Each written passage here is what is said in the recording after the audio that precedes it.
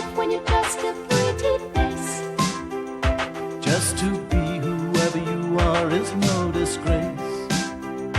Don't be scared if you don't fit in. Look who's in the reject bin. It's the Raggy Dolls. Raggy Dolls. Raggy Dolls. Raggy Dolls. Dolls like you and me. Raggy Dolls. Raggy Dolls. Raggy Dolls. Raggy Dolls. Made him perfectly. So if you got a bump on your nose or lumps on your toes, do not despair.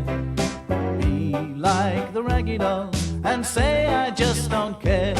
'Cause Raggy Dolls, Raggy Dolls. Raggy Dolls, Raggy are Dolls. happy just to be Raggy Dolls, Raggy Dolls, dolls like you and me. The Raggy Dolls were on a long sailing trip in their boat, the Spirit of Adventure.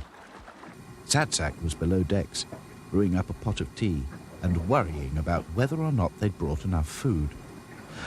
Honestly, Sadsack, sighed Princess, sometimes I think that food is all you care about. It's better to be safe than sorry, observed Sadsack wisely.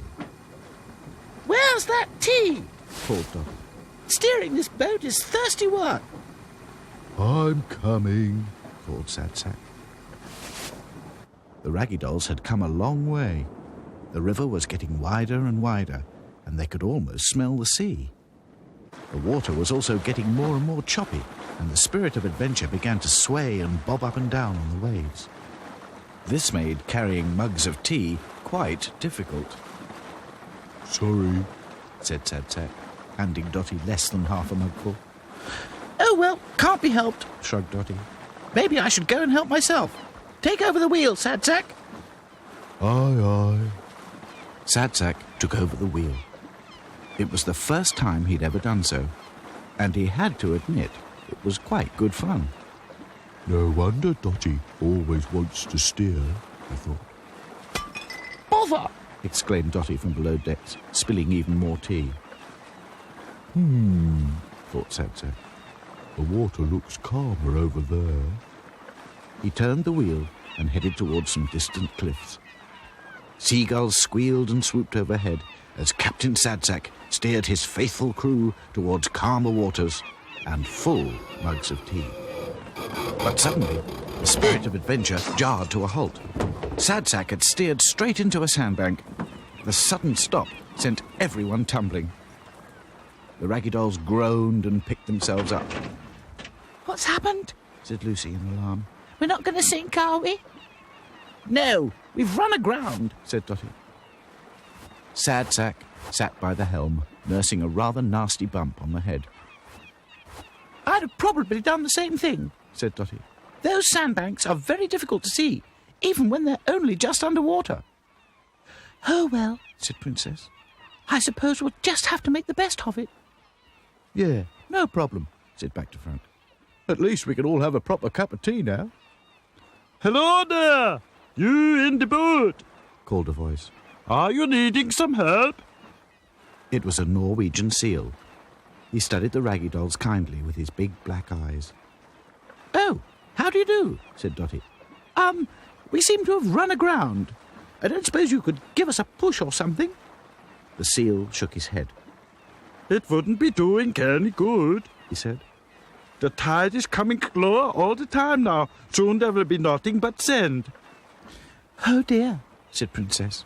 It looks as if we are marooned.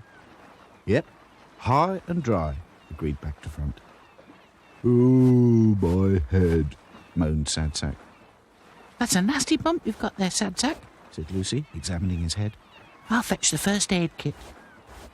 While Lucy bandaged Sadsack's head, the Raggy Dolls listened as the seal explained what they could do. It would be another 6 hours before high tide, but by then it would be midnight. They could either find somewhere on land to spend the night, or be tossed up and down like a cork on the high tide. Said Dotty. Ideally, we should find a place on land. Sadsack needs a proper rest. But how do we get to the land? Demanded Claude. We cannot use the boat. Don't worry, said the seal. When the tide is coming lowest, you can walk all the way. Easy for you, but not for me, eh? The seal raised one of his flippers as if to explain. What about the boat? Said Highfire. We can't just leave it here. I will be looking after the boat, Said the seal. and when the tide is coming in, I will be bringing it to you, yeah? The Raggy Dolls thanked the friendly seal and loaded up with supplies for the night. It was a long trek across the sandbanks, and when at last the Raggy Dolls reached land, their arms ached from carrying things. But worse still, there seemed to be no way up the cliffs. The rocks below the high water mark were all slippery and impossible for the dolls to climb. We'd better spread out, ordered Dotty. We have to find a way up before high tide. Leaving poor Sadsack resting against a rock, the Raggy Dolls began to search up and down the long line of cliffs. Sadsack began to wish they had never set off on this trip. The evening sun was still very hot, and he needed to find some shade. He looked around. Nearby, a huge boulder cast a long, welcoming shadow. Sadsack crawled over to it. It would have made a perfect resting place, but for a thin, pointed rock that stuck straight up. Sadsack tried to push it out of the way, and, to his surprise, it moved quite easily. To his even greater surprise, there was a grinding, grating noise, and part of the cliff face slowly opened up. It was a secret door. Sadsack looked around for the others, but there was no one in sight. He decided to investigate on his own. Inside the secret door, it was very dark. Sadsack could just see the beginnings of some stone steps leading up. As he felt his way towards them, his hand touched another pointed stone, and the secret door began to close, and Sadsack was trapped in the dark. The others were very worried indeed when they returned and found no sign of Sadsack. None of them had been able to find a way up, and now the tide was beginning to come in very quickly. Oh, dear, Wailed Lucy. what are we going to do? Where's Sadsack? Here I am. Called Sadsack from a ledge high above the Raggy Dolls' heads. In no time at all, Sadsack explained about the pointed rock and the secret door. The Raggy Dolls scrambled up the stone steps and joined Sadsack in a large cave halfway up the cliffs. Lucy gave Sadsack a big hug. Oh, Sadsack, thank goodness you're all right. And thank goodness you found that secret way up, Said Dotty from the mouth of the cave. Look how fast the tide is. By nightfall, the sea was up to the high water mark and filling half the floor of the cave like a natural harbour.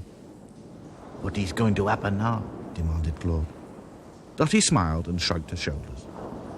We make ourselves comfortable and have something to eat. Hello there! You, in the cave! It was the friendly seal. He had brought the spirit of adventure. He pushed the boat into the cave with his nose. Ah, I see you found the smuggler's cave. The seal was amazed to learn about the secret door and how lucky the Raggy Dolls had been. By golly, He said, I didn't know that. I only know about swimming, not climbing. Never mind now. said Lucy. Thanks for bringing the boat back. You're welcome. Said the seal, and with a quick flip, he was gone. The Raggy Dolls suddenly felt very tired.